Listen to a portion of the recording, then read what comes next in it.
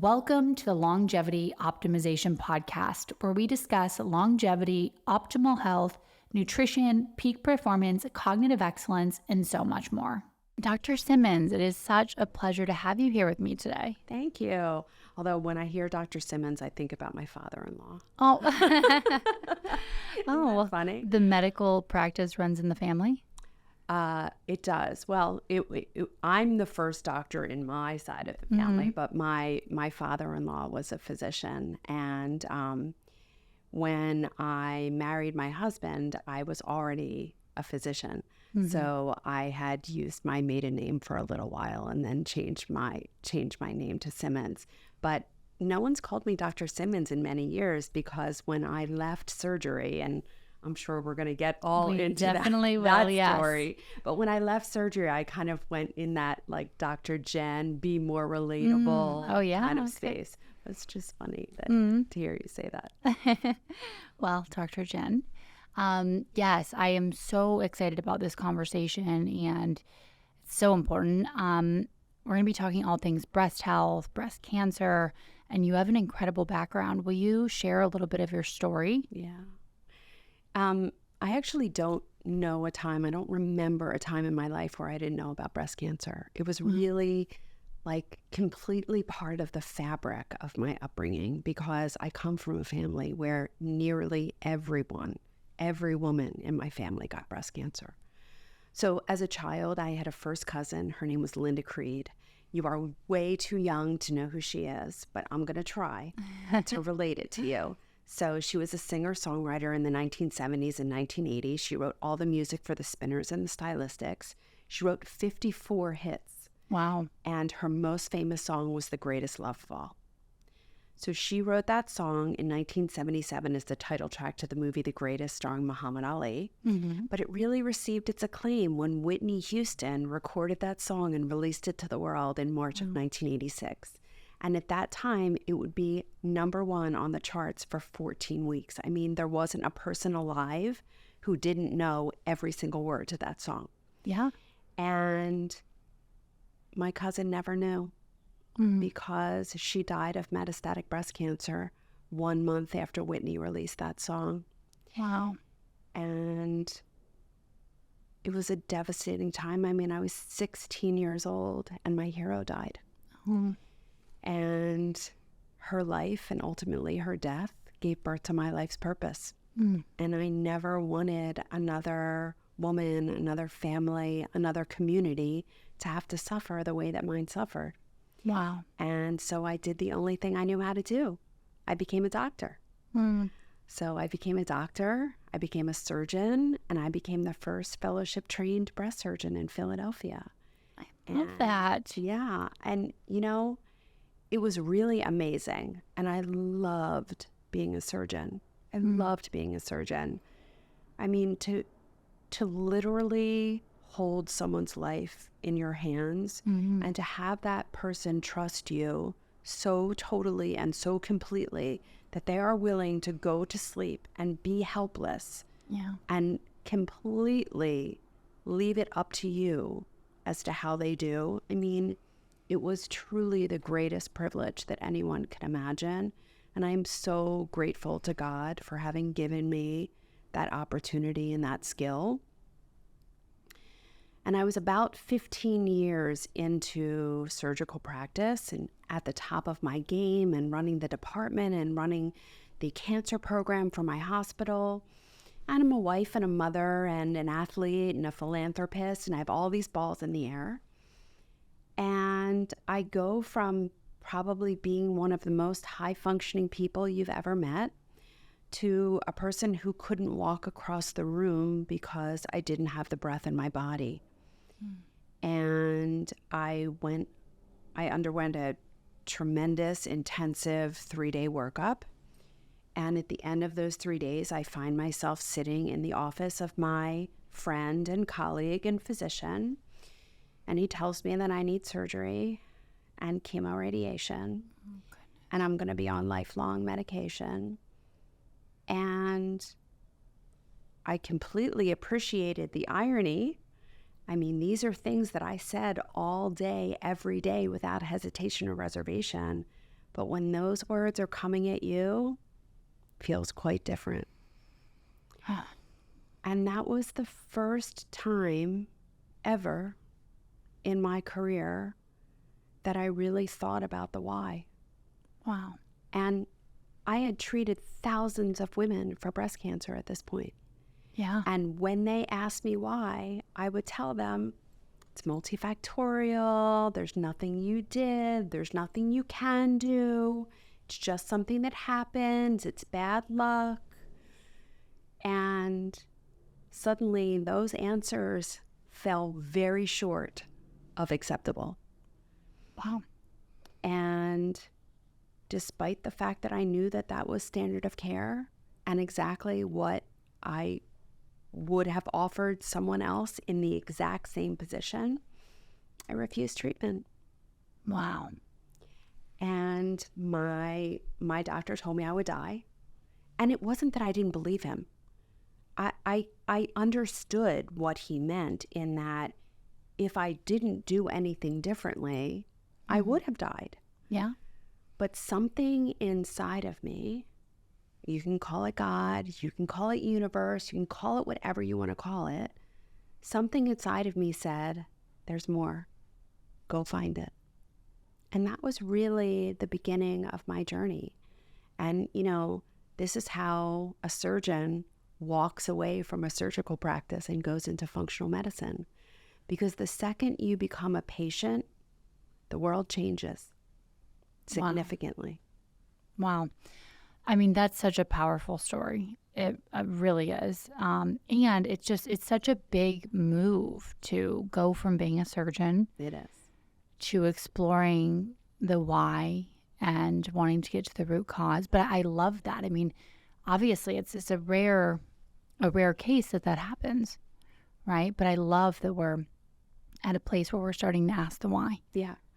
Well, I think, you know, for so many people, unless you are put in a position where you have to make some major choice, you often are not going to make a hard one, right? Yeah. So for someone to walk away when they've completed training, when they're arguably at the top of their field and they can like put the car in cruise control, yeah, right?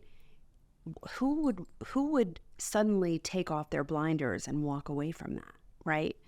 So I think that these things that happen to us, they are our callings, but they also ignite curiosity.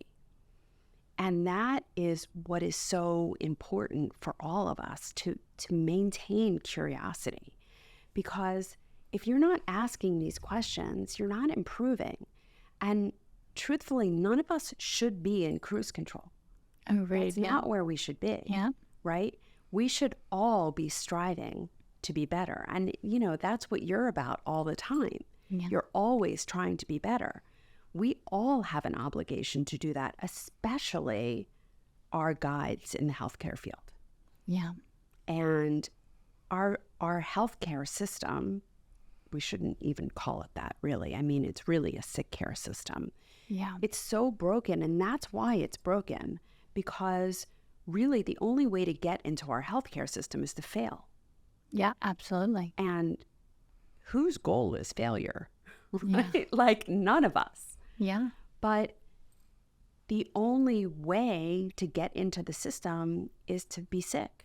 Mm-hmm. And that is oftentimes, you know, my story is unique to me, but it's not so unique in that many of the people that have made that transition from the conventional medical space to integrative medicine or functional medicine or whatever you want to call it, many of them have done it because they faced their own illness and learned that our system that we're operating in, no pun intended, is broken. It doesn't work. And, you know, for me, I was very fortunate in the very beginning of my journey when, you know, I decided that I wasn't going to have surgery and I wasn't going to have chemo and I wasn't going to have radiation. And so I knew I had to do something though, right? Yeah, Like absolutely. nothing wasn't a choice. And so I decided that I should learn more about nutrition. And as a medical doctor, we get 15 hours worth of training around nutrition our first year of medical school, and then literally never again.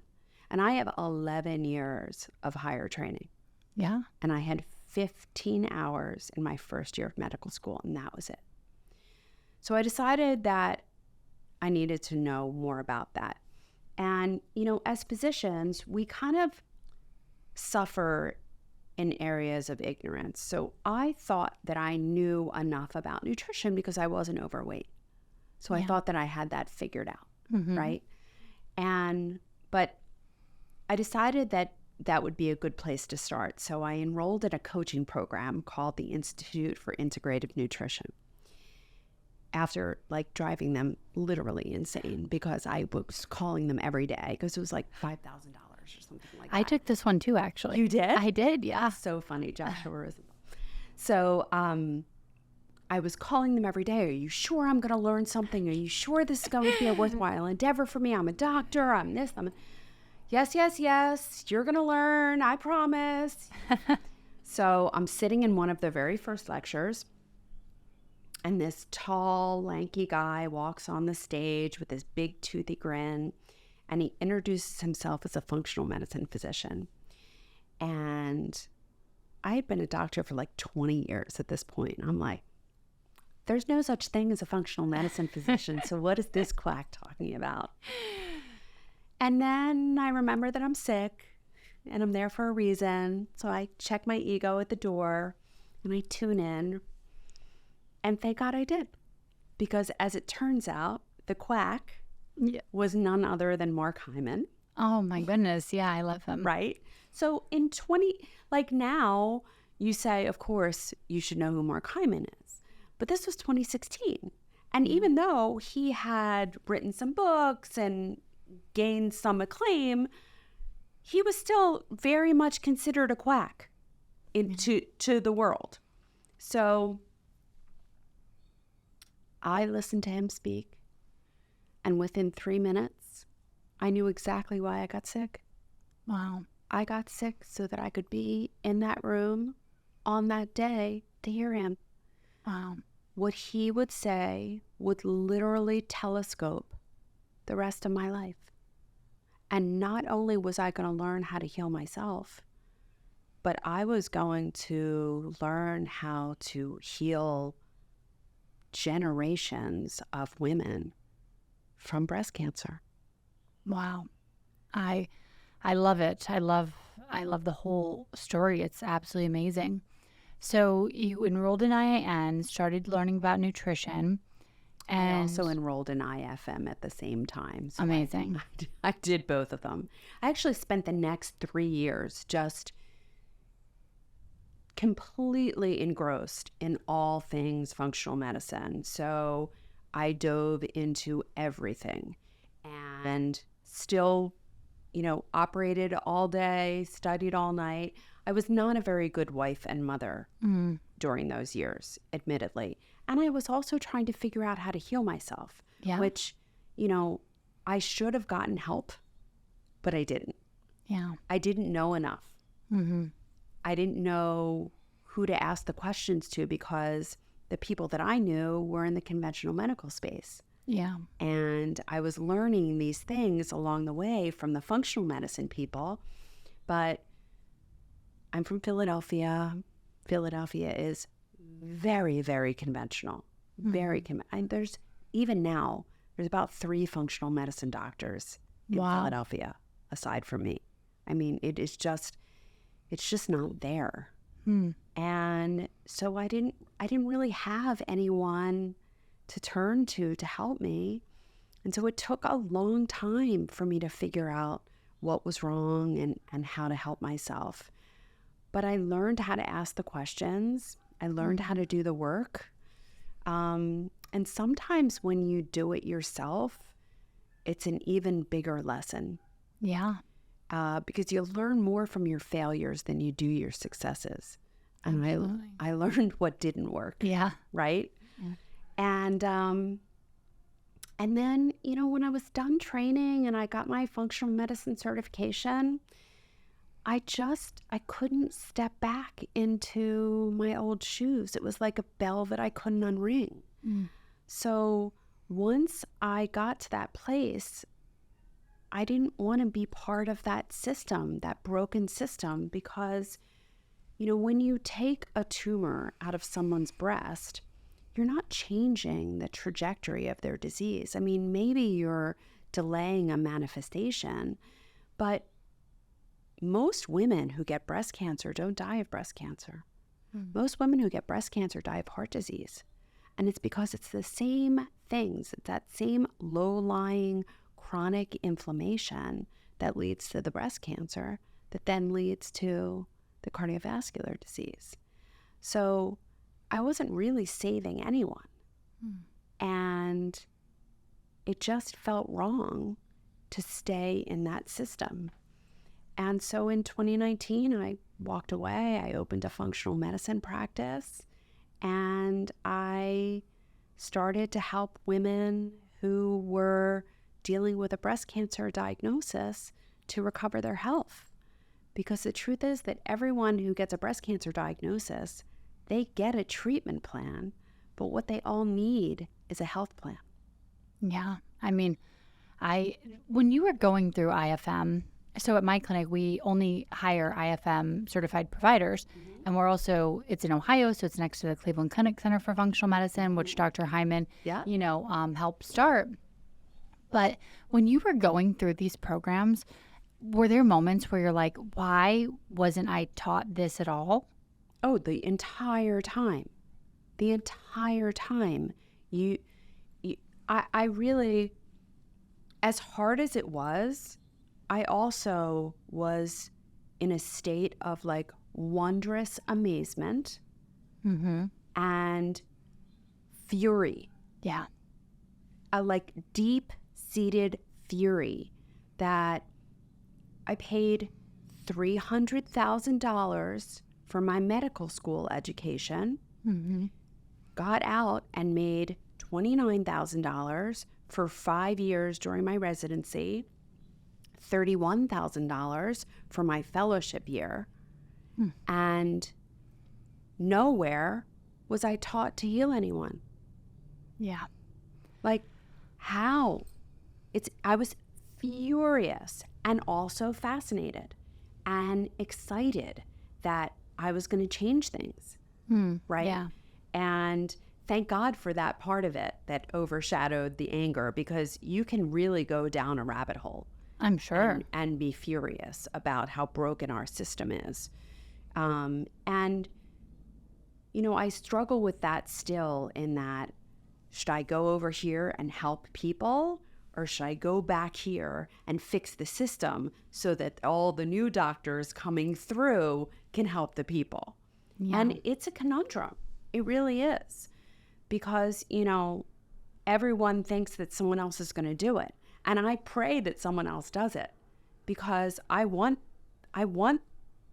the doctors coming up to be the best that they can be. I want the doctors coming up to teach people to be healthy. And I want them to know it themselves, right? I mean, like, I remember my father's cardiologist, God rest his soul, he's no longer with us. He was 300 pounds. And I remember going to the doctor with my father and hearing what his cardiologist would say to him. And I would just stand there like, how can you take any advice from a man who's 300 pounds, who can, like, he can barely breathe. He can't walk 5 steps. How is this person guiding you? Like, we need to walk our talk. The whole do as I say, not as I do thing doesn't work. No. Right? And we need to model it. But in that conventional model, they're not even learning what to model. They just don't know. Yeah. I agree. I mean, I would say probably 80% of my friends are doctors, and 0% of them are still in conventional medicine. essentially came to the same. And look, I think, obviously doctors all go in it to save people and like the best intentions. Go in with the best of intentions. It's just so sad that the system is not actually giving them the tools to heal people. Instead, it's just, these standard of cares and protocols, and person comes in with X and leaves with Y. So, but I'm so glad that, the work you're doing, because as a woman, and I am I think I'm probably one of the most measured women on the planet at this point. So I've done thousands and thousands and thousands of biomarkers, and I did it all as like self-experimentation, right? So we opened this clinic. I had access to do so. I have been so strict in my life. And some people think it's like too much, but I love it. So it doesn't feel like too much. But like I haven't eaten a piece of inorganic food in like a decade. And my home, I have a biological home builder come in and assess, the frequencies and look for mold in the water and all this stuff. But still, developing breast cancer is like such a scary thought as a woman. It's frightening. It really is. It's probably like the 4 most frightening words that anyone will ever hear. And it feels so prevalent. Like, what are the stats today? Yeah, they're not good. Yeah. Right? Like, we're pretty much at 1 in 7 will develop breast cancer over their lifetime. Gosh. That's up from 1 in 8. And we're seeing it younger and younger. And, there are breast cancers happening in teenagers now. I'll tell you, when I trained, which was not that long ago. It was a few decades ago, but it wasn't that long ago.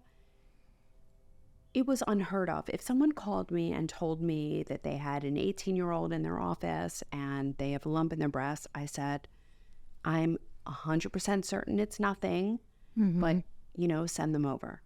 Now, I can't even say that with any confidence. I can't say I'm 100% certain it's nothing, because we're seeing teenagers with breast cancers now. We are not living on our grandmother's earth. We're not even living on our mother's earth. Yeah. You're not even living on your cousin's earth anymore. It's just crazy how toxic our world is. And it's those tangible toxins, the stuff that we know about, the mold and the metals and that kind of thing. But the intangible toxins are insane. The 5G. The societal pressures, the living on social media. These are things that we didn't have this when we were growing up. We weren't faced with this growing up. And for all of these kids coming up in this, like, just growing up in a fishbowl, where everything is out there all the time, and the pressure to keep up and do and live a certain way and be accomplished in ways that, the expectations weren't there before. And so, you put those two things together with those tangible toxins and all these intangible toxins, and you have the recipe for breast cancer. Breast cancer is a normal response to an abnormal environment. And we've never seen an environment like this one before. And something's got to give. Wow. I heard you say that quote and I love it. It's, it's so obvious, really, but it's not obvious to most people. I always think about the statement too, you can't heal in the same environment that you got sick in. And so as a surgeon, although you were saving people's lives, I see how, that was a small fix. That was a quick fix. That wasn't, again, addressing the root cause. Yeah. But it was just like a bridge over troubled water, right? That's all it was. I was taking them, to 2 places in the same town, right? And so, yes, it bought them time, but unless you fundamentally change why the cancer happened in the first place, you're not changing the trajectory of their lives. So they're either going to have a recurrence, or they're going to have a contralateral breast cancer, a cancer in the other breast, which I want to be clear, I'm not advocating for taking breasts off. I'm advocating for habit change and environmental change.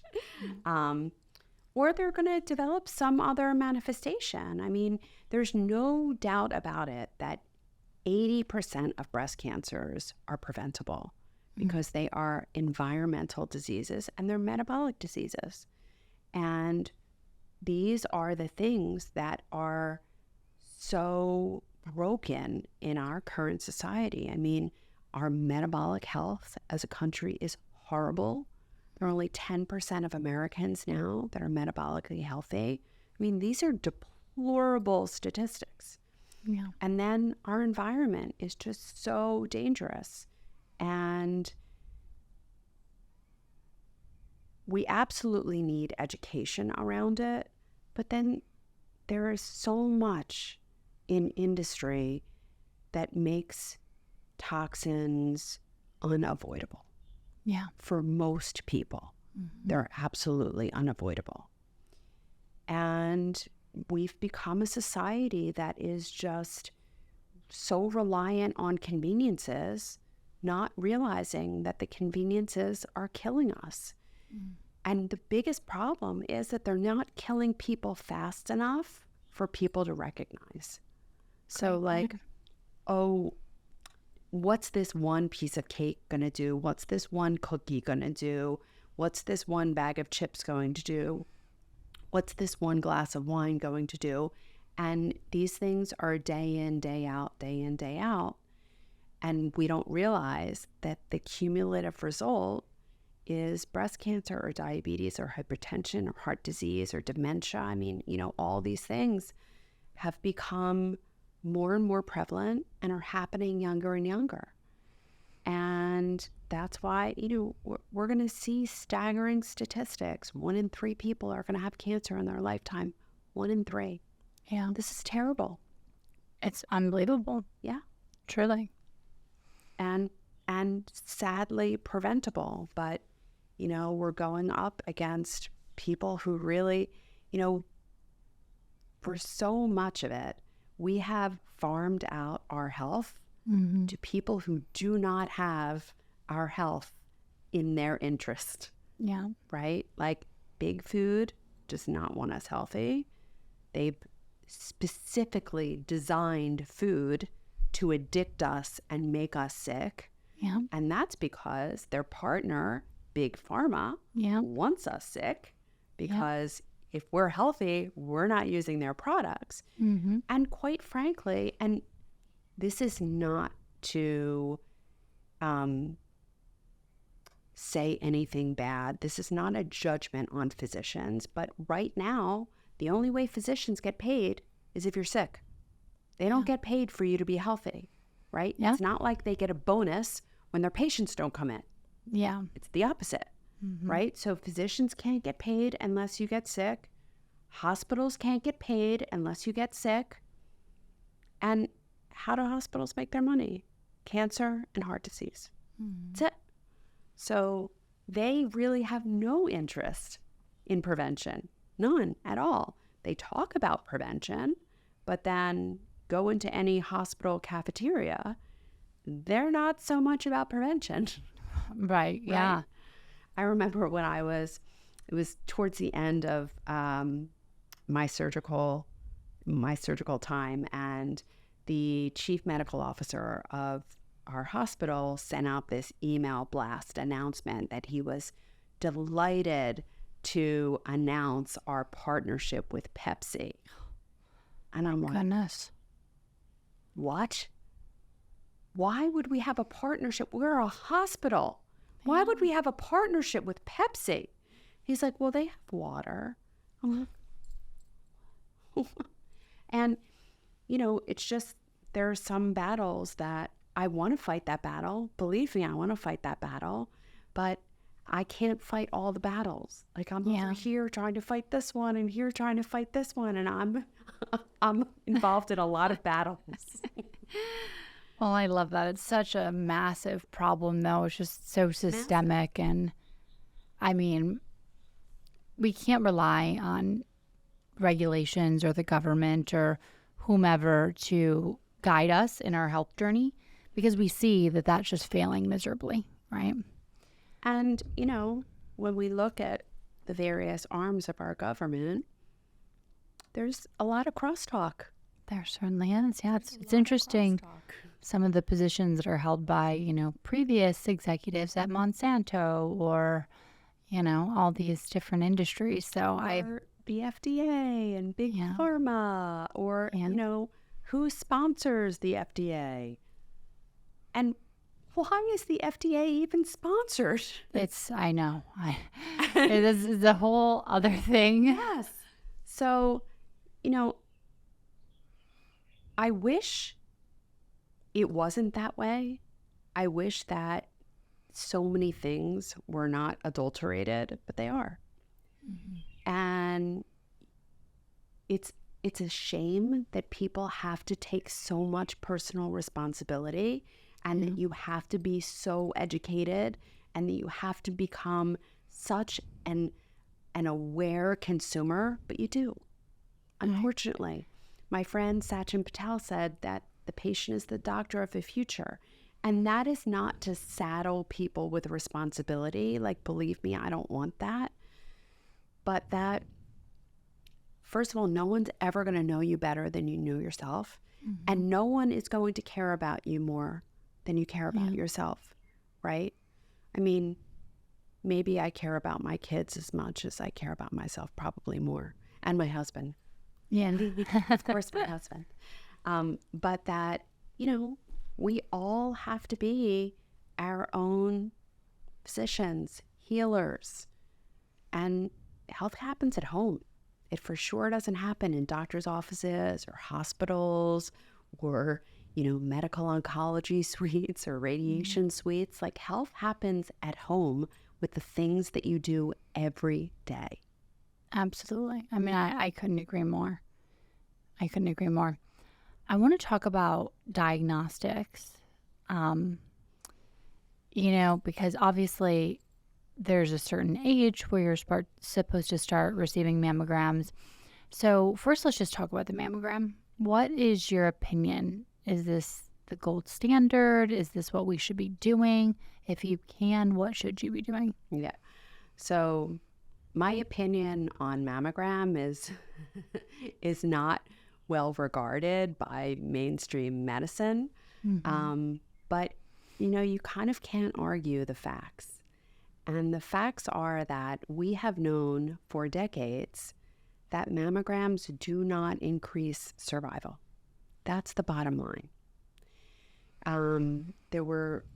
There's a very good study out of Canada, the Canadian National Breast Screening Study, that looked at 50,000 women from the ages of 40 to 59. So screening age, and this is definitely the age where we worry, right? And they divided them into women that got screening mammogram and women that did not get screening mammogram. And in the women that got screening mammogram, there were definitely more cancers diagnosed, but ultimately the same number of women died of breast cancer in both groups. Wow. So screening with mammogram does not impact the bottom line, and we know that. And no matter how many mammograms we do every year, the same exact number of women die of breast cancer. The only thing that changes when screening with mammogram is that you diagnose more breast cancers. Now, the problem with that is that we're diagnosing about 20% of the breast cancers that we diagnose don't need to be treated. So those 20% undergo treatment for breast cancer, and treatment for breast cancer is not benign. Yeah. So when we treat a woman for breast cancer, we shorten the duration of her life and we lessen the quality of her life. So this is a huge problem, because if we have 240,000 breast cancers diagnosed in this country every year, we're talking about 50,000 women being treated unnecessarily for breast cancer. If we are taking these 50,000 women and giving them heart disease, dementia, osteoporosis, not to mention the depression, the brain fog, the anxiety, the loss of libido, the mood changes, the loss of connection with their friends, their family, their world, the loss of sexuality, of sensuality, the incontinence. I mean, we are causing major, major problems for these women. 50,000 women a year. It's not an insignificant number. So I do not recommend screening with mammogram, ever. Not in the high-risk population, because they're even more susceptible to the harms of radiation. And I just don't believe in putting a normal woman, a healthy woman, in harm's way with radiation. And you cannot deny that mammograms are radiation. They are. I mean, there's nothing arguable about it. They are an X-ray to the breast. And for all the people that say, well, you get the same amount of radiation when you fly cross country, and do you tell people not to fly? No, I don't tell people not to fly, but that is scattered radiation, which, by the way, I don't know about you, but I feel awful after I fly on a plane because of the radiation. But that is scattered radiation. That is completely different than radiation that is focused on your compressed breast tissue. We are not talking about the same thing. We're not comparing apples to oranges. So for all those people that they use that argument that the radiation is the same, it's simply not true. It's not the same at all. And you cannot argue. The more mammograms you have in your life, the higher your risk is of getting breast cancer. And I think that it is unethical to screen people with radiation. I don't think that we should be using a test that causes cancer to screen for cancer. And so here's what I know. There is no benefit to mammogram over self-examination. And self-examination does not cause cancer. So I am very much in favor of self-breast examination. I think that no one is ever going to know you better than you know yourself. And you ought to examine your breasts every month. And every woman thinks that their breasts are lumpy. And I say, that's fine. Own your lumps. Know what they feel like. Because if you know what they feel like, you'll know when something feels different. And that's something that should be investigated. So I am not saying that you will never have a mammogram in your life.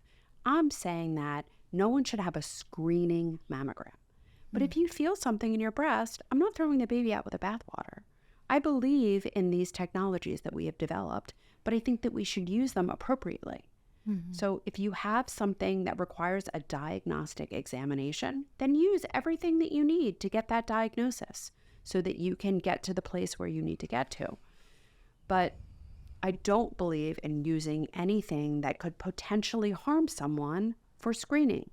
So I also don't believe in using MRI for screening, because MRI uses gadolinium. This is a heavy metal. It is stored in our body. Anything that is stored in our body is stored at the expense of something else, something that we need, something that should be there.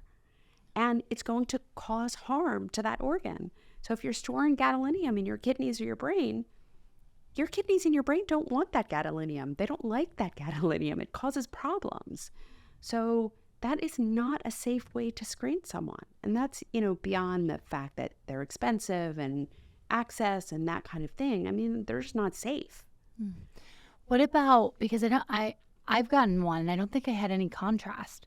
So is that unable to pick it up though? For breast, the thing that delineates something that's abnormal in the breast from something that's normal in the breast, because someone like you is going to have a very dense breast, meaning that you have mostly glandular tissue and very little fat. And so we use the gadolinium to look at perfusion, to look at blood flow.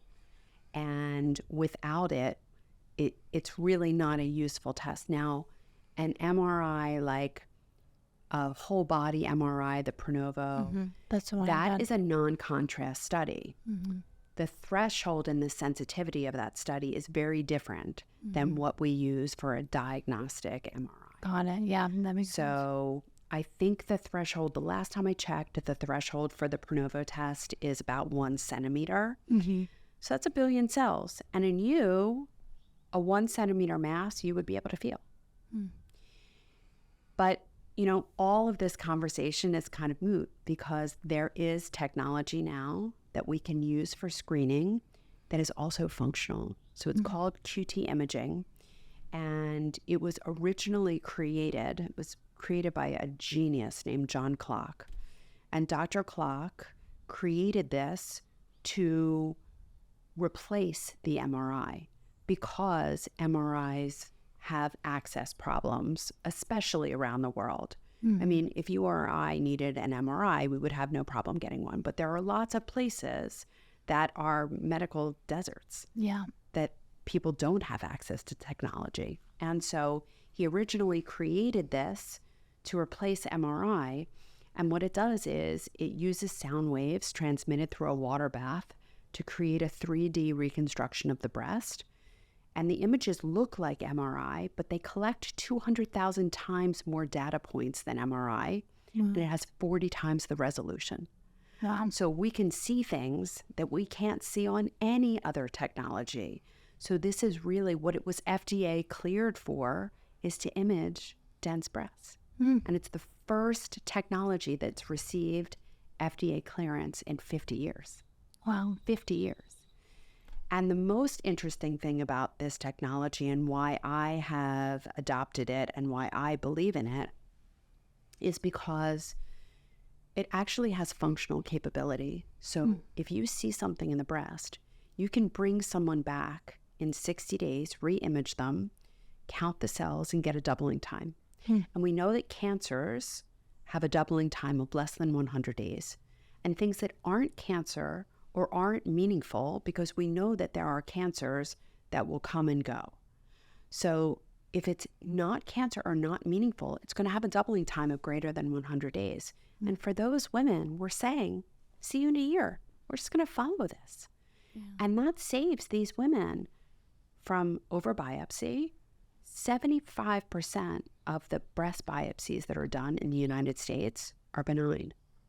That means that 3/4 of women who undergo biopsy, and the second you tell a woman that she needs a breast biopsy, I mean, all hell breaks loose. Like, you have just unleashed a tremendous, insurmountable amount of fear in her, right? And it's a bell you can't unring. So even though you hand her a piece of paper 3 days later saying everything's fine, she doesn't believe you. And she believes for the rest of her life that she's high risk. So we can save women from those unnecessary biopsies and also not overdiagnose cancer, identify the ones that need to be treated, but the ones that don't need to be treated, those slow growing, those ones that aren't doing anything, we just follow them. And in the meantime, we've identified the women who we can put all of these preventative measures in place. Because ultimately, that's what we want. We want that teachable moment. We want that woman who now has had her wake-up call, but maybe it's not a disaster yet, right? And so that's the woman. That's actually who I wrote this book for, The Smart Woman's Guide to Breast Cancer. I wrote this book for that woman who has her scare or has her diagnosis, to let her know that this is not the end. This is the beginning. This is your opportunity. This is your calling. This is your moment that you can take a breath, take a pause. Let me teach you about what's happening in your breast, and let's learn how to be healthy together. Let's learn how to eat. Let's learn how to move, how to sleep, how to detoxify your environment, how to detoxify your body, how to make sure that you are developing these healthy ways to deal with the stressors in life, because the stress is always going to be there. And it's not the stress that matters. It's the impact that we allow the stress to have on us. It's how we internalize that stress. That's what matters. So if we can build these tools, build our resilience, then we avoid the detriment that comes along with all that stress and the damage that comes along with all that stress. And then help people to discover their purpose, because it's the purpose-driven life that is the one that is well lived, right? Yeah. And we all need to live life with purpose. And you don't have to save the world. You don't have to be a surgeon. You don't have to be a biohacker. You don't have to be anything but what God intended you to be, because he put all of us on earth with our unique purpose. Yeah. And my purpose is no more important than yours, and yours is not more important than mine, right? Mm-hmm. And everyone should just live their purpose. Just live in the way that you are intended to and do what you were intended to do. I mean, I have friends that have raised the most amazing children, and they were the mother that I always wanted to be and couldn't, right? And that is a meaningful life. Yeah. You know, when you raise good humans, that's a meaningful life. And, you know, some people travel around the world and take the most beautiful pictures. It's a meaningful life, mm-hmm. right?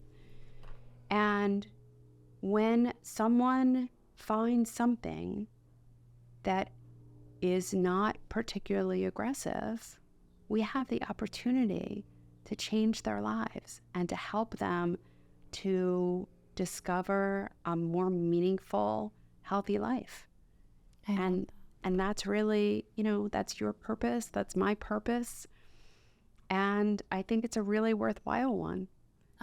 Because this world is a special place, and I want it to be here for my kids and my grandchildren, and I'm sure you feel the exact same way.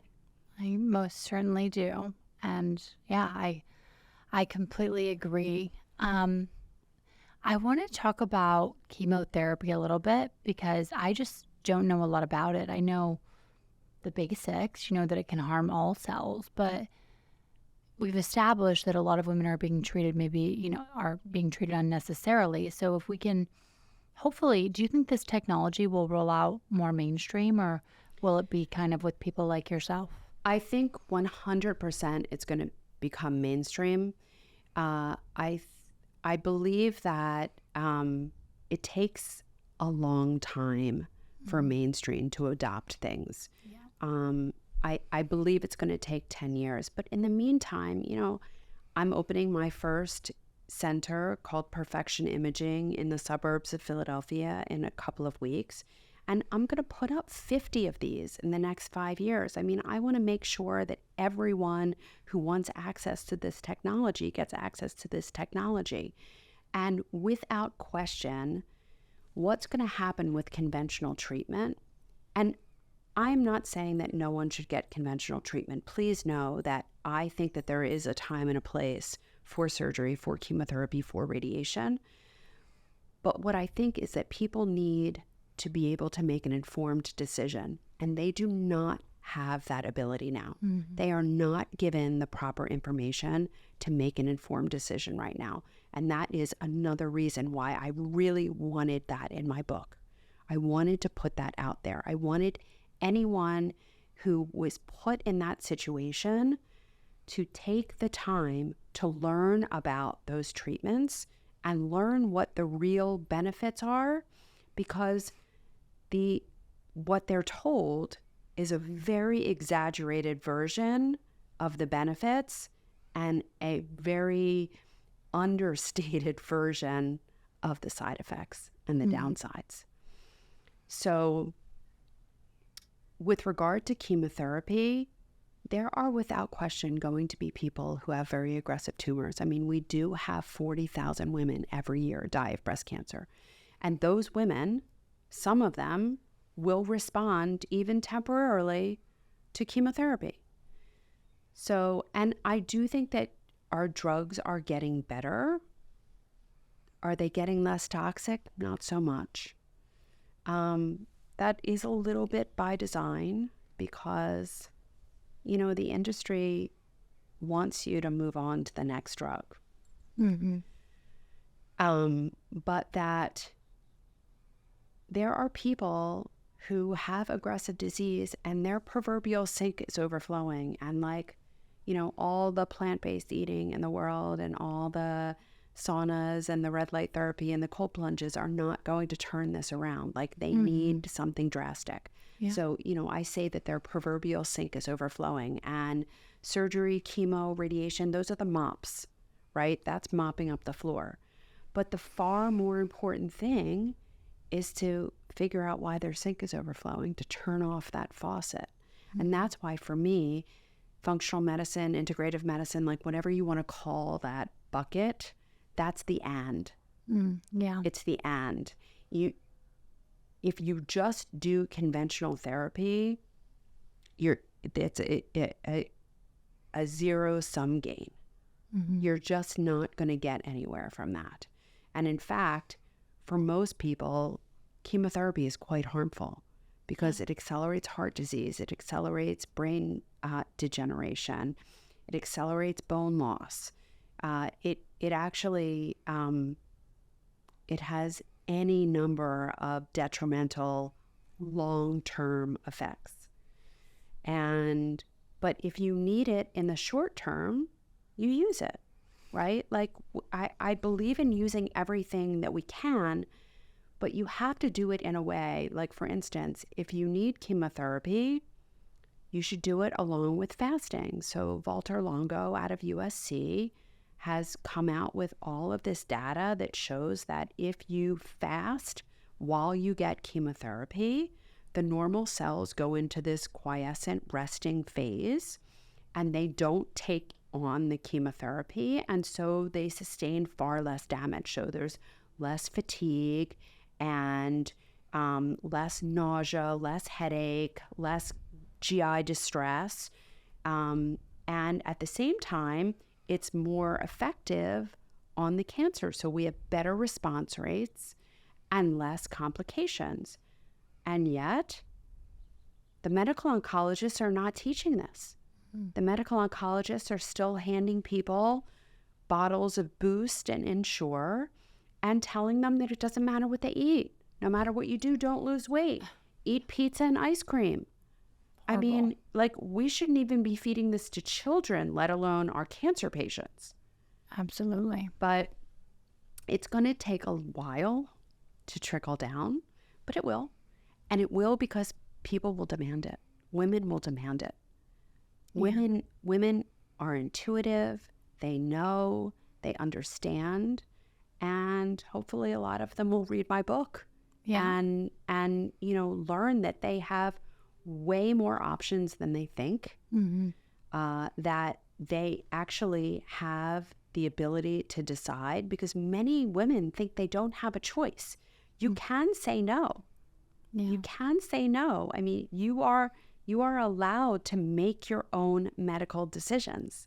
We do have medical sovereignty in this country. Yeah.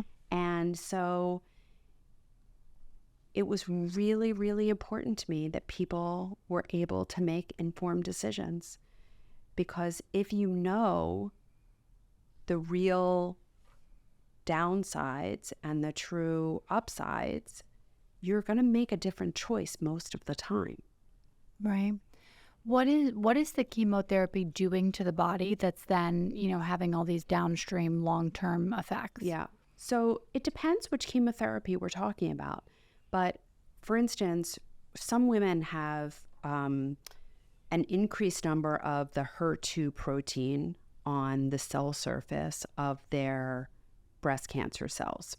And so they get drugs, targeted drugs, against that HER2 protein. Well, the problem is that, yes, the breast cancer cells do have that HER2 protein, but so do a lot of your normal cells, like your skin cells or your heart cells. So these women that get these drugs then have cardiac effects. And you can't live without your heart. You live without your breast. Yeah. But you can't live without your heart. Yeah. And again, I'm not encouraging these women to have mastectomy, but that I think that we always need to weigh what's going on there. And is there another problem that we can correct rather than using these drugs that can be really harmful? And the non-targeted drugs, the chemotherapies that are kind of the classic traditional chemotherapies, these target rapidly dividing cells, which is why, like, our hair cells are rapidly dividing. So that's why people who get chemotherapy lose their hair. Our gut cells, everything that lines our gut from our stomach to our bottom, these are rapidly dividing cells. They're replacing themselves all the time. So when you get chemotherapy, it destroys these cells. So people get all these terrible ulcers, and they get nauseous, and they get diarrhea, and it completely changes the microbiome. And so they suffer all kinds of things from that microbiome shift. It also affects their ability to make red cells and white cells, so they become anemic. Their immune system is completely disrupted, so then they're vulnerable to all of these opportunistic infections, and it ends up affecting just about every part of them. And the brain changes are probably the most devastating, with brain fog and depression, anxiety, an increased risk of dementia, accelerated dementia. And because the way that our system is designed is we only think about survival in a short window of time. So we're talking about 5 years.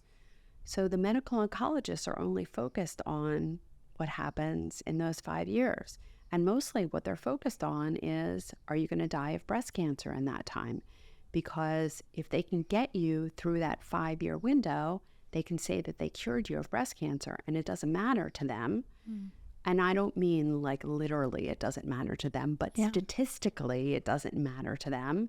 If you get heart disease, or if you get osteoporosis and you die of a fracture, which incidentally, as many women die every year as a complication of a fracture from osteoporosis as they do of breast cancer.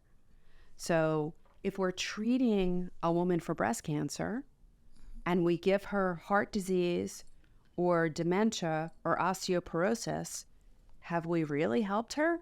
I mean, are we really doing the right thing here? This is a huge problem. And so I'm very, very careful with who I recommend chemotherapy to and who I don't. Because unless breast cancer really is your life-threatening disease, and in that instance, okay, I get it. So if breast cancer really is your life-threatening disease, then by all means, we have to use everything that we have, right? And we will work really hard to protect you while you're getting chemotherapy and rebuild your health afterwards. But unless you're dealing with that, then we ought to be focused on building your health, because when you do that, disease goes away. Right? So when you mentioned, some breast cancers, if they're not doubling every 100 days, that you can kind of wait and watch, is that so the body can clear them out with better habits, essentially? Well, sometimes it's better habits, and sometimes it's, I can't tell you the number of women who have come to me and I measure their white blood cell counts, and they're walking around with white blood cell counts in the 2s and 3s. And it's because they either have a mouth full of metal amalgams, or they've had a number of root canals and they have cavitations in their mouth, or they have overwhelming parasites or candida. And, your body can only fight for so long. And so whenever I see a white cell count that's depressed like that, because it should be greater than 5.5, whenever I see a white cell count that's depressed like that, I know that, we all make cancer cells, young, old, everyone in between. We make cancer cells all the time. But an intact immune system will recognize those cancer cells and destroy them. But you can't do that with a white cell count of 2.3. Like, it's not happening. Your body is barely holding on. So I know for that woman, I'm not going to make any progress unless I can get her immune system to come back online. So then I'm 100% focused on where is her immune system, right? Mm-hmm. Is it in her mouth? Is it in her gut? Like where is the focus of that immune system that is distracting it from doing everything else it's supposed to do? And sometimes it's just people under major, major, major stress, and they just have no coping mechanisms. Like lawyers that are working till 10 o'clock at night and just burning the candle at both ends. And so you just work with these people. And sometimes it's a lifestyle shift. Sometimes they need to spend some time with the biologic dentist. Sometimes they need, a gut reset, and whatever it is. You help them to figure it out and help them to restore their immune system, because, we are perfect machines. God created us perfectly. Mm-hmm. Our body knows how to heal. We just need to give it what it needs and take away what it doesn't. Yeah, I agree completely. And that's why, like, as extreme as it seems to a lot of people, I don't think, and, maybe I'll be proven wrong, but I don't think anything's going to catch me by surprise because of the amount of things I'm looking at.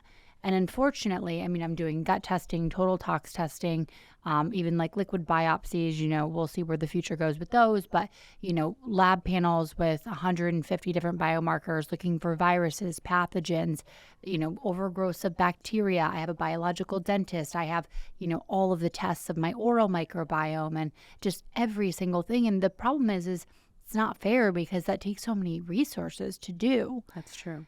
So I hope, just like you do, that it would be amazing if we looked at this stuff in your conventional doctor's office. But that would be amazing. And, I am hopeful that I don't know that we're going to get as far as you go. Yeah. But I'm hopeful that we are going to find way more common ground, and that our medical system can be more prevention oriented and can be more health oriented and actually be a healthcare system rather than a sick care system. So I'm optimistic that it will transition and change with time. And mostly because I think that people are becoming more and more aware. And that generation of people who were seeking paternalistic medicine, that generation is dying out. Yeah. And the generation that's coming up, they are very proactive. They are very involved. They are very self-aware. And they're going to demand it. They're going to demand it. That's a great point. And even, the kids that are talking to me now that want to go to medical school, and I tell them, I wouldn't let my children go to medical school. I would maybe let them become functional medicine physicians, but I wouldn't let them operate in the conventional medical world. But, I tell these kids that it has to change, and the change can be you. Mm-hmm. But if you think that you're going to, grow up and be a cardiologist like your father was a cardiologist or something like that, it's not going to be. Yeah. Because people are just not going to tolerate that anymore. Take 6 drugs. But even when you think about the lab markers that they look at related to cardiac health, they're useless. I have a funny story. Whatever, I'm going to throw my children's pediatrician under the bus.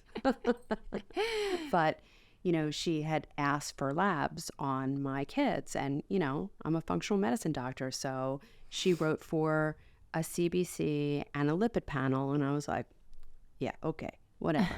And so I gave them my panel that I run. So we went for their yearly checkup, because they have to go for their yearly checkup because they have to sign the forms for athletics, right? And I don't have a stamp. Okay, got it. Otherwise, I would just do it. Okay, yeah. So, so we go for their yearly checkup, and she says, "You didn't get the labs done." And I said, "I did get the labs done."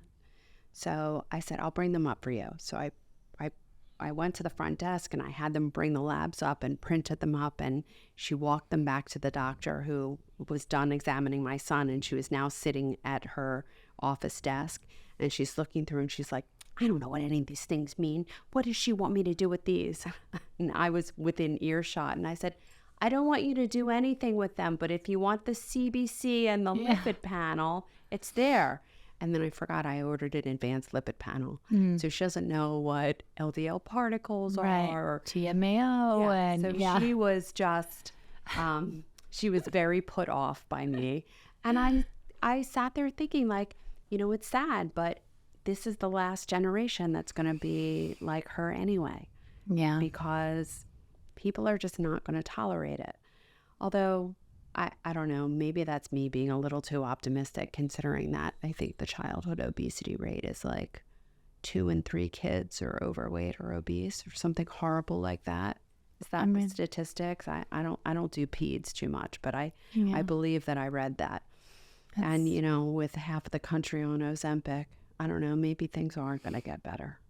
It's so hard to say. I mean, I would love to hope that they will, but I mean, the trajectory that we're going is on the opposite direction. I know. Right? And I mean, it all starts at the top, and that's just why, you know, you have to seek out people like yourself, and you have to do your own research and optimize your own house. And it's a lot of work, but I mean, what's more important than your health? Right. Well, it's true that without your health, you have nothing. Truly. Right. Yeah. And so many people do not have access to resources, but then at the same time, and I know you talk about this, there are so many things that you can do every single day that are free. So many, yeah. You can go outside within 10 minutes of waking and be in the sunshine and get access to direct sunlight and help you to balance your hormones and set your circadian rhythm.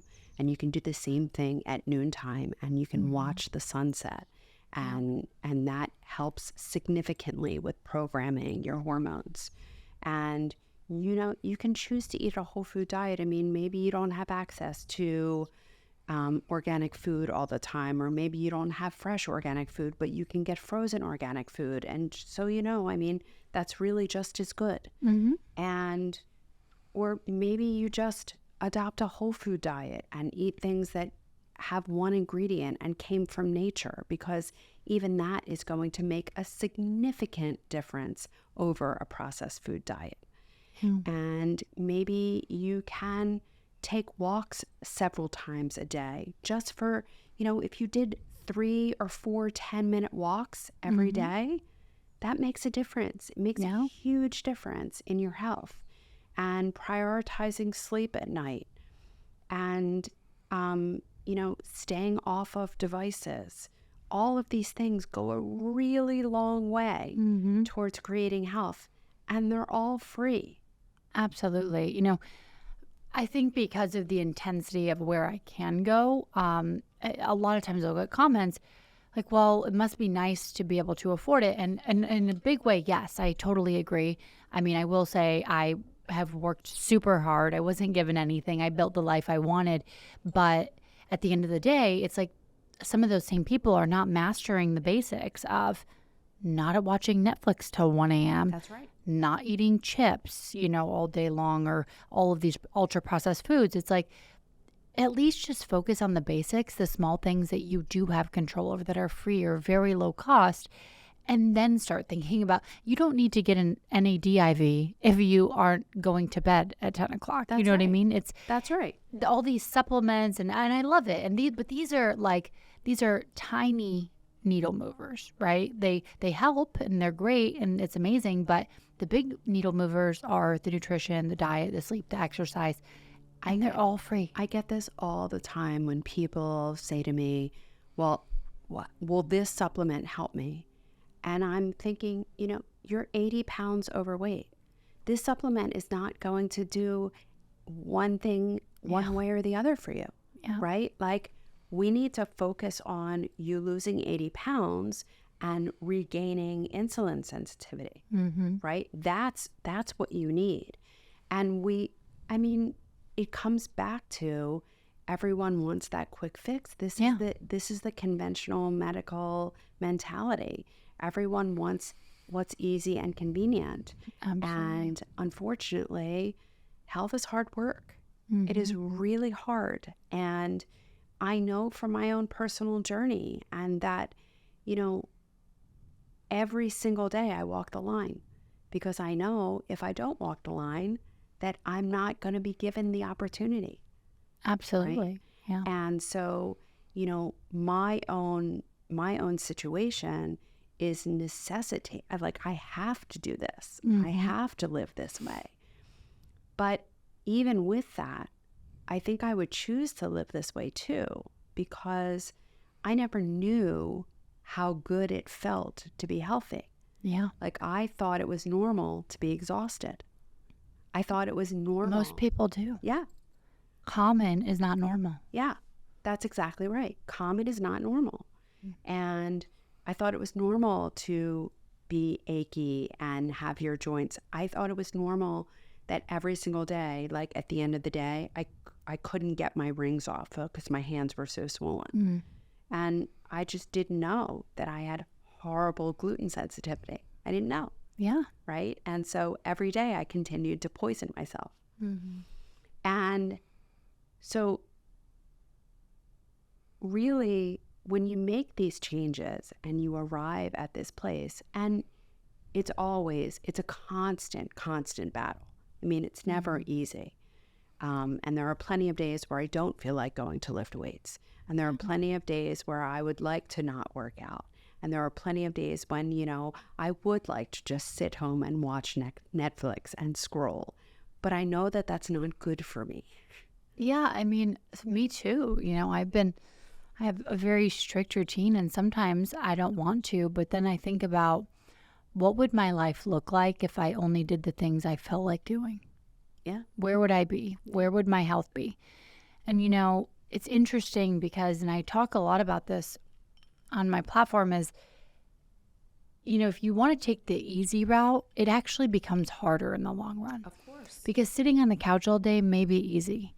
Eating processed foods and junk and fast food, it may be easy now, but in the long run, the amount that you're going to suffer with a chronic disease, illness, all of these medical issues, it's going to be way harder in the long run. Yeah. And I want to be clear. You do a lot of amazing things, but you don't have to do all these No, things. you do not have to do all these Right? things. And you don't have to monitor nearly as much as you monitor. No, you And don't. there are plenty of people who are doing far less than you are, Mm-hmm. that are very, very healthy and on top of their health. Absolutely. Right? Yeah. And so, but what you can't do is completely ignore your health and then look for the one thing that's going to turn it all around, right? If you're 20 or 30 or 40 pounds overweight, and I know a lot of people are turning to a lot of seeming solutions, which I think are going to end up being a huge disaster, but we'll see. Why is that? Well, I don't think that the Ozempics and the Wegovys of the world, I don't think it's sustainable. Mm-hmm. I don't think that that people are going to be able to stay on it for life. I don't think that our healthcare system is going to be able to afford it. Mm-hmm. And I don't know if people will do it. And when they come off, the weight gain is astounding because it changes their body composition. So yes, they are losing fat, but they're also losing a lot of muscle. Mm-hmm. And their metabolism gets completely shut down. So when they start to eat again, it's just, it's kind of an accelerated version of whatever they had before. So at least not in this current paradigm. Will they adjust that so that maybe the dose is lower or it's something that's more sustainable? I don't know. And I don't do any weight loss work specifically. I mean, yes, I help my people to lose weight by helping them to make lifestyle changes. But I don't specifically do any weight loss work. But, we're hearing statistics of pancreatic cancer. We're hearing bowel obstruction. We're hearing some pretty significant, dangerous side effects for those drugs, which, listen, if you're 600 pounds, like that's a gamble you should take, right? Yeah. But if it's about losing 20 pounds, I'm not so sure. Yeah, I agree. I've never taken a GLP-1 and don't ever plan to because, I mean, just abs are made in the kitchen and then some working out and some walking. And I don't count calories at all. I eat what I want. I eat when I'm hungry. And, I've maintained a good body composition the whole time. Well, if you eat real food, you can do that. Yeah, right. But if you're eating processed food, there's no way for your brain to tell you that you're satisfied because your brain is searching for nutrients and they're not there. So it tells you eat more, eat more, eat more, eat more. Yeah. And so if you're eating a processed food diet, there's absolutely no way to maintain a healthy weight or a healthy body composition. Yeah. Because your body is just searching for nourishment. What about hormones and breast cancer and hormone replacement therapy for women? I love this topic. It's actually the title of my next book, which is The Forgotten Woman. Oh, good. Because we have 3 million women in this country living with breast cancer, living with a breast cancer diagnosis. And yet it could be a year ago, 3 years ago, 10 years ago. And these women are told to just be happy that they're alive. And meanwhile, they can't think. They have brain fog. They're depressed. They're anxious. Their joints hurt. They have palpitations. They have bloating. They've gained 10 pounds or 15 or 20. They have no libido. Their relationship is suffering because they don't want to be intimate. Sex is painful. They have frequent urinary tract infections. They have frequent yeast infections. They're leaking urine because they're incontinent, but they should be happy that they're alive, right? And not so much. Right. And, we've created this because most of the treatments for breast cancer will either render these women menopausal or will put them on drugs that completely block the effects of hormones. Or if they've had chemotherapy does all this end organ damage. So, we're telling these women to be happy that they're alive, but it's not life. Yeah, right. And we have data after data after data that proves that women who go on hormone replacement, even if they get breast cancer, because let's be honest, if you go on hormone replacement, you can get breast cancer. If you're not on hormone replacement, you can get breast cancer. I mean, nowhere have we seen that better than since the Women's Health Initiative. So that study was stopped in 2003. And at that time, we had 18 million women on hormone replacement, and it dropped overnight down to 3 million women. So we should have seen a precipitous drop in breast cancer if hormones were the problem, right? Yeah. Only we didn't. All we saw was an increase. Yeah. So, but the women who were on hormones that got breast cancer actually had better outcomes than the women not on hormones. And then if you have women who have had breast cancer and you give them hormones afterwards, they actually have less of a chance of recurrence. They have a decreased chance of recurrence, and they have longevity, better outcomes. So I fully believe in hormone replacement in the breast cancer population. However, I won't give anyone hormones until they are a year or two out from their diagnosis, and I know they have no current disease. And I want to make sure that all those things that we talked about are in place. Yeah. right? I want to make sure that they are eating in a way that is nourishing them. I want to make sure that their weight is optimized as I can get it without hormones. I want to make sure that they're moving, that they're lifting heavy things, because we all need to maintain muscle mass, and that becomes especially important in the postmenopausal population. So I want to make sure that they're weightlifting, but also working with flexibility and balance. I want to make sure that they're prioritizing sleep, that they have a good sleep environment and are practicing good sleep hygiene. And I want to make sure that we have optimized their environment so that they're not surrounded by toxins, that they have detoxification practices in place, not the least of which, like making sure they're not constipated, because that is a major source of toxicity for so many people. That you think it's totally logical, and yet there are people that come into my practice and I say, how often do you move your bowels? And they're like, oh, I'm regular. I'm like, okay, great. What's regular for you? And they're like, I go once a week. It's right? Yeah, that's great. Totally insane. It's insane. It's insane, but it's happening all the time because we don't talk about these things. And so no one knows what normal is. Yeah. So they think that's normal for them. So, I'm making sure that all of these pillars of health are in place. And then I'm putting them on hormone replacement because it's the right thing to do.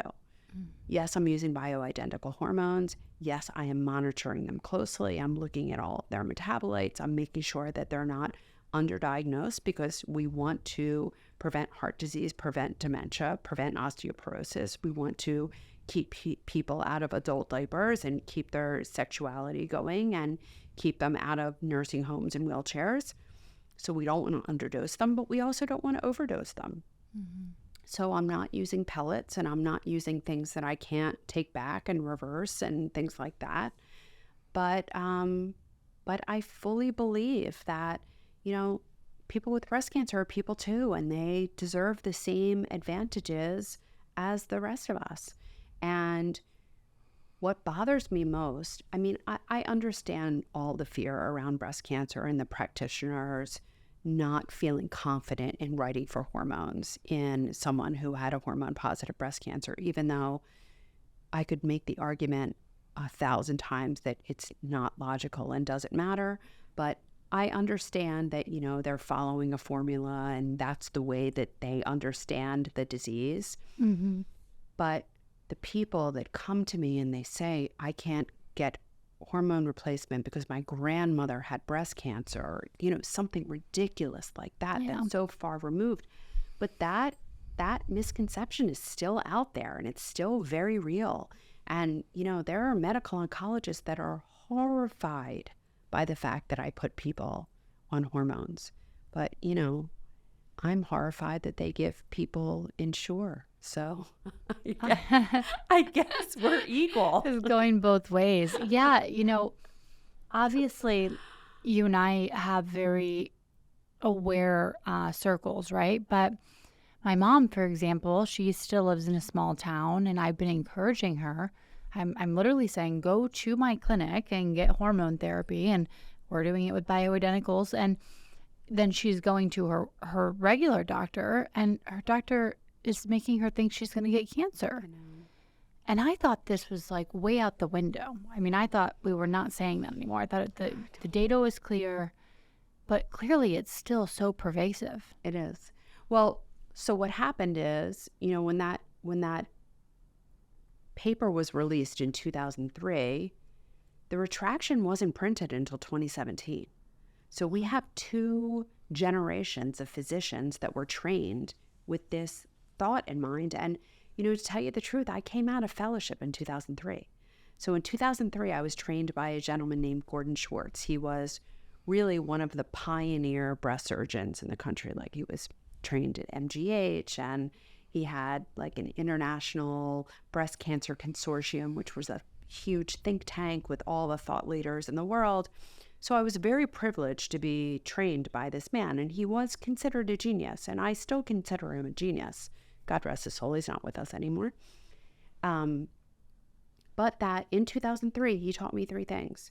He taught me hormones cause cancer. the only women who should get hormone replacement, and not even talking about the breast cancer population, the only women that should get hormone replacement are those that absolutely positively cannot live without it.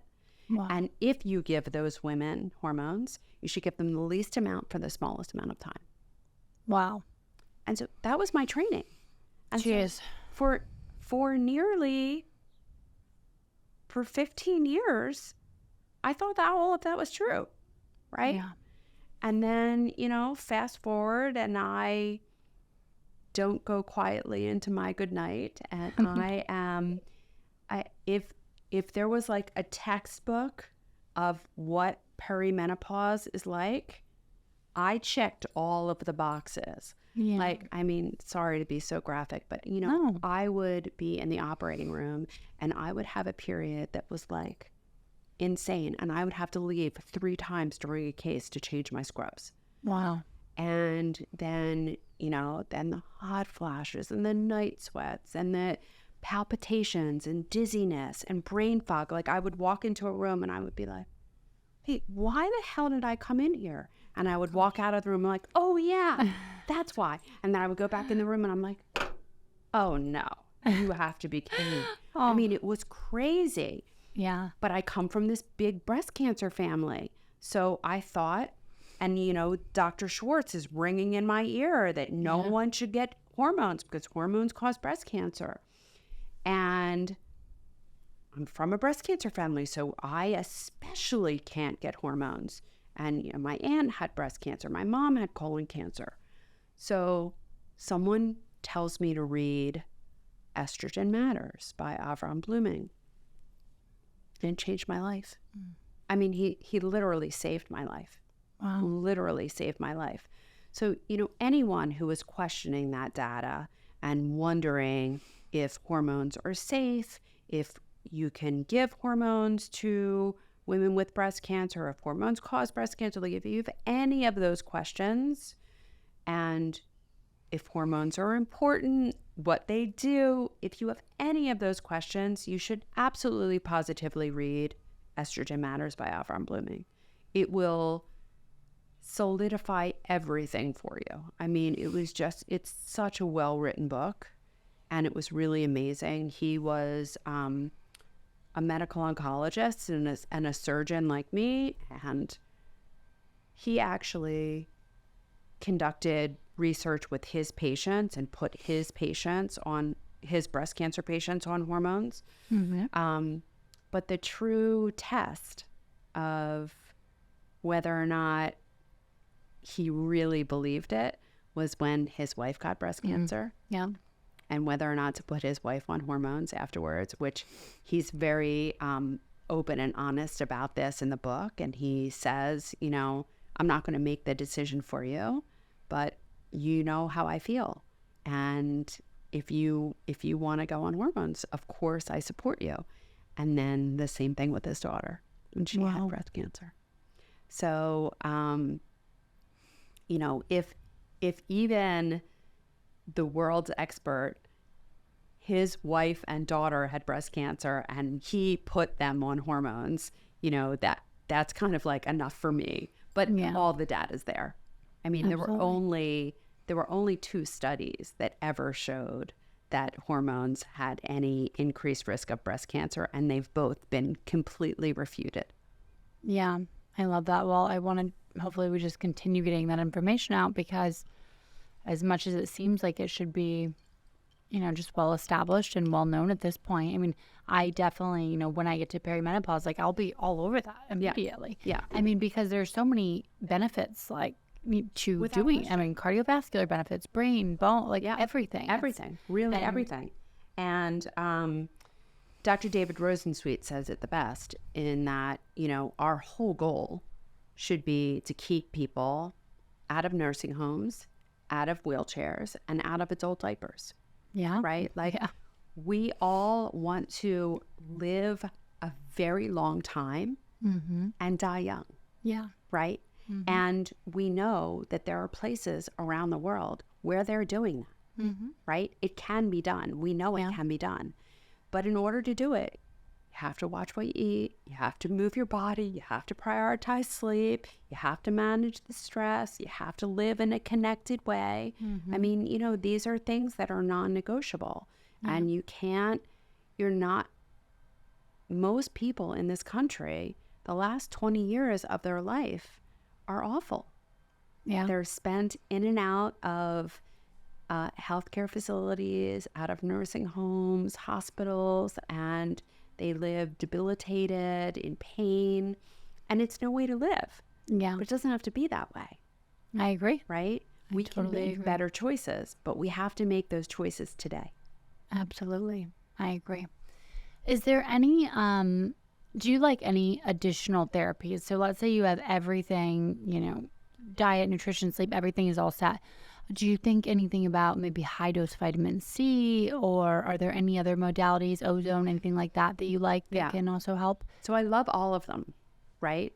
But I know that if you're not doing the basics, they're not going to help. Yeah. Right? Agreed. So I love high dose vitamin C, especially in conjunction with chemotherapy if you're going to undergo chemotherapy. I love putting ozone in that mix as well. But if you're not going to fast through your chemotherapy, it's not going to do any good. Yeah. It's not going to matter. Yeah. So what I don't want to do is have people think that like these are the shortcuts that we can take, because you can't. Yeah. You Absolutely. unfortunately cannot take those shortcuts. So there are these adjuvant things that you can add in that are tremendously helpful, but you have to add them on top of the basics. Absolutely. What is the mechanism that the vitamin C is benefiting during chemo? So, and there's a clear distinction between low dose and high dose vitamin C. So low dose vitamin C, like your orange, it's an antioxidant, right? So we create all of these free radicals, and the antioxidants bind these free radicals. They neutralize them so that they can't damage our cells, right? So radiation is something that generates free radicals. There are chemicals, chemotherapy will generate free radicals. So if you have low dose vitamin C, that's going to bind those free radicals and prevent tissue damage. High dose vitamin C actually is the opposite. So that's an oxidant. And so it works very much like peroxide. It helps us to create hydrogen peroxide in our body, and that destroys cancer cells. But hydrogen peroxide has no effect on our normal cells. So you'll know, like, if you've ever gotten a cut on your skin and you pour hydrogen peroxide on your normal skin, it's not going to have any reaction. It's only going to have reaction on damaged skin. So high dose vitamin C increases our circulating hydrogen peroxide inside of us, and that hydrogen peroxide goes to those damaged cells and helps to destroy them. So that's why I add it on to chemotherapy, because it's like an extra boost, but it won't hurt your normal cells. It will only attend to damaged cells. I love that. Do you consider high dose like 50 grams, 30 grams? It's mostly weight based. So it's 0.5 to 1.5 grams per kilogram. So high dose vitamin C is going to be different depending on what you weigh. And most people, I start them off at 25, and depending on how much they weigh, take them up to 100. Yeah, I love that. We recently at my clinic got Ebu, which I love. Obviously, we had standard and high dose IV ozone prior, but now we're doing Ebu. And I mean, those are just part of my maintenance plans, you know? Yeah. And it's all amazing, right? And if you have the wherewithal to incorporate these treatments, it's amazing. And I love them. And if all you can do is get your basics going, get your basics going, because that goes a long way. I feel like if you mastered the basics that we've talked about, you would be in a better position than 90% of people That's in the exactly United right. States. That's exactly right. So, And, you know, for some people, I remember my friend Susan, she was battling breast cancer and not doing well. And I saw her 2 years later, and she looked amazing. And I was like, because that's not what I expected. yeah. And I said, like, what happened? And she said, I had a husbandectomy. And, you know, I'm making a joke, but this is to say that, like, sometimes you're in a relationship that's not working. Sometimes you're in a job that's not working. Sometimes you're just in a friendship that is draining you. There are things that are negatively draining your energy, and that they are creating this chemical shift. You know, so many of the things that you do, your hacking things, they're shifting your chemistry, right? And they're creating that chemistry of joy. But it's hard to be in the chemistry of joy when you're surrounded by stress. Absolutely. And for a lot of people, the reason why they get into trouble with their health is because they're in this stress chemistry because of these situations and circumstances. And sometimes you have to walk away from that job or move out of that home or not cut that person off, even if it's a family member. Yeah. Because your health, you cannot get well in the same environment which you got sick. Absolutely. And sometimes it requires that huge change to shift that environment from the chemistry of stress to the chemistry of joy. I couldn't agree more. Well, this has been amazing to have you here. Yeah, we feel like we could just go on forever, but thank you so much for coming and joining me. It's such a pleasure. Well, we'll link your book and all of, the links that we talked about, the other books that you mentioned. We'll put it all in the show notes. And it's been amazing. So thank you. Thank you. Thank you so much for having me. It's a pleasure to be here with you in your beautiful environment with this gorgeous view. So I'm so happy that you had me here. Me too. This podcast is for informational purposes only, and views expressed on this podcast are not medical advice. This podcast, including Kayla Barnes, does not accept responsibility for any possible adverse effects from the use of the information contained herein. Opinions of their guests are their own, and this podcast does not endorse or accept responsibility for statements made by guests. This podcast does not make any representations or warranties about guest qualifications or credibility. Individuals on this podcast may have a direct or indirect financial interest in products or services referred to herein. If you think you have a medical issue, consult a licensed physician.